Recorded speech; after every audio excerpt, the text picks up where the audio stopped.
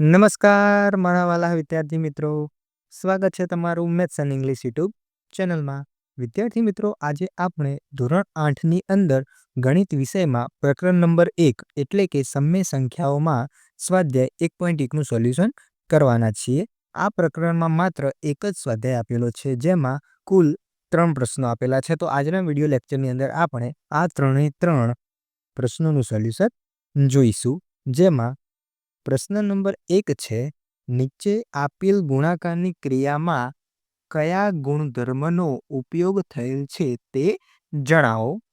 જેમાં પ્રથમ છે -4/5 ગુણ્યા 1 બરાબર 1 ગુણ્યા -4/5 બરાબર -4/5. તો અહીં વિદ્યાર્થી મિત્રો કુલ 2 ગુણધર્મનો ઉપયોગ થયો છે. જો સૌ પ્રથમ તમને 1 દેખાતો હશે તો આ એક સમય સંખ્યા છે. તો સમય સંખ્યાનો ગુણાકાર 1 વડે કર્યો તો આપણને તે જ સમય સંખ્યા મળી. એનો મતલબ શું? તો કે આ 1 છે ને એ ગુણાકાર માટે કેવો છે? તટસ્થ ઘટક છે. તો ગુણધર્મ પ્રથમ શું આવશે?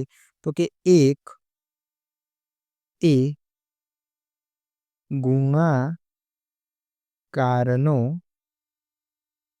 તટસ્થ ઘટક છે. ચલો, એક ગુણધર્મ તો આ આપણને ખબર પડી ગઈ કે જ્યારે પણ 1 દેખાય તો ગુણધર્મ કયો આવશે? તો કે 1 એ ગુણાકારનો તટસ્થ ઘટક છે. હવે બીજો ગુણધર્મ કયો દેખાય છે? તો તમે ધ્યાનથી જોશો તો અહીં -4/5 આગળ છે, જ્યારે અહીં -4/5 પાછળ જતા રહ્યા, અને અહીં 1 પાછળ છે, જ્યારે અહીં 1 આગળ આવતું રહે. એનો મતલબ શું? તો કે સંખ્યાઓનો શું બદલાઈ ગયો? ક્રમ બદલાઈ ગયો. તો ગુણધર્મ બીજો કયો વપરાયો કહેવાય? તો કે ક્રમનો ગુણધર્મ. કયો? ક્રમનો ગુણધર્મ. આ તમારે યાદ રાખવાનું રહેશે. ત્યારબાદ બીજા નંબરનો દાખલો છે -13/17 ગુણ્યા -2/7 બરાબર -2/7 ગુણ્યા -13/17. તો અહીં તમે જોઈ શકો છો -13/17 આગળ હતા, જ્યારે આ બાજુ પાછળ જતા રહ્યા. અહીં -2/7 પાછળ છે, જ્યારે અહીં આગળ આવતા રહે. તો આનું શું બદલાયું કહેવાય?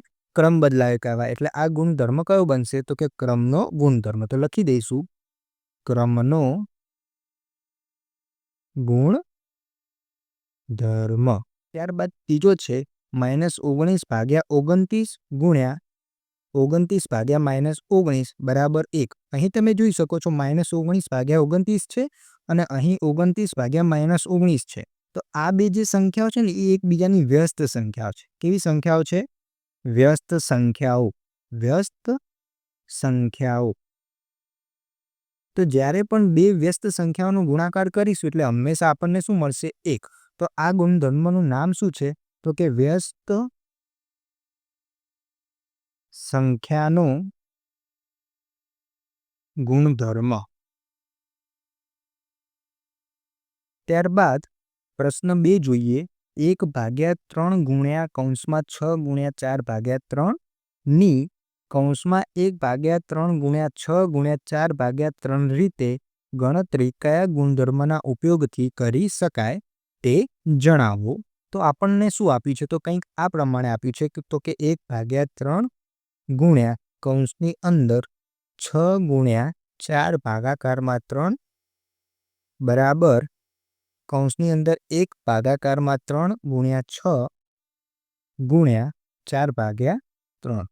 તો અહીં તમે જોઈ શકો છો વિદ્યાર્થી મિત્રો કે આ જે પહેલું પદ છે તેમાં 6 ગુણ્યા 4/3 એટલે કે 6 અને 4/3નું એક જૂથ બનાવ્યું.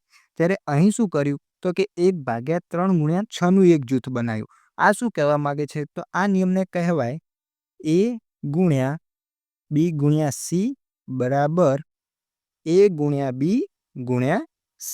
એનો મતલબ શું? તો કે જૂથ અલગ અલગ કર્યા. શું કર્યું? જુઓ, અહીં B અને C નું એક જૂથ હતું, જ્યારે અહીં A અને B નું એક જૂથ છે. તો આ ગુણધર્મનું નામ છે જૂથનો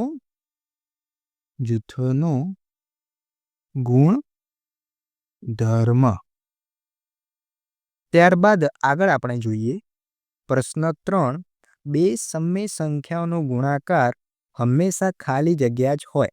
તો બે સમય સંખ્યાનો આપણે જ્યારે ગુણાકાર કરીએ ત્યારે આપણને હંમેશા સમય સંખ્યા જ મળે.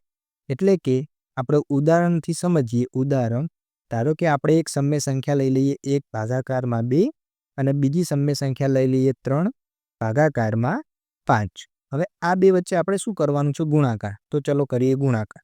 તો આપણને ખબર છે આ ગુણાકાર કઈ રીતે થાય? તો કે ઉપરનો ગુણાકાર ઉપર 1 ગુણ્યા 3 એટલે 3 અને ભાગાકારમાં આવશે 2 ગુણ્યા 5 એટલે કે 10. તો આપણને જે 3 ભાગ્યા 10 મળ્યા આ પણ શું છે? એક સમય સંખ્યા જ છે. આના ઉપરથી આપણે કહી શકીએ કે કોઈ પણ બે સમય સંખ્યાનો જ્યારે આપણે ગુણાકાર કરીએ ત્યારે હંમેશા આપણને શું મળશે? સમય સંખ્યા જ મળશે. તો વિદ્યાર્થી મિત્રો, અહીં સ્વાધ્યાય 1.1નું સોલ્યુશન પૂર્ણ થાય છે. ધન્યવાદ.